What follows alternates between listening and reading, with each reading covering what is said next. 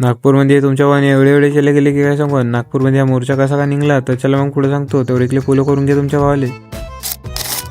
तर काही विषय मित्रांनो, आज तुमचा भाऊ चालला होता नागपूरले, तर चला मग सांगतो. मग आपली गाडी लावली गोडोंगर गावले आणि मग तिथं निघलो आपण बसनं, कारण की आपली वय होती काही नाही. मग काही वेळानं आपला मेट्रो स्टेशन पण आला. मेट्रो स्टेशन पोहोचल्यावर मग काढले तिकीट आणि मग निघालो आपण जायला. तर सगळे गेले. मग आपण जायला गेलो तर मशीनच बंद पडली. आपला नशीबच करा. मग कसं तर तिथून निघालो आणि मग मेट्रोमध्ये गेलो. मेट्रोमध्ये गेल्यावर पहा आपला वीरभाऊ कसं म्हणते, मेट्रो में आप लोग देख सकते हम लोग चाह रहे हैं कि बर्डी में पास निकालने को आगे मिलते बाद में.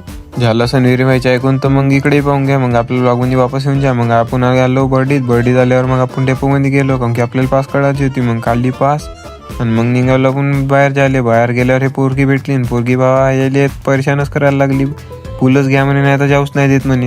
आता या पुट्टीला का माहित का पुरे सिंगल पुट्टे भरून आहे. आता हे कुठं कोणाला फुल देऊ शकते. मग त्या पुट्टीशीन घेतलं कसं तरी सुटकारा आणि मग आलो आपण इंटरनेट मॉलमध्ये. इंटरनेट मॉल आलो.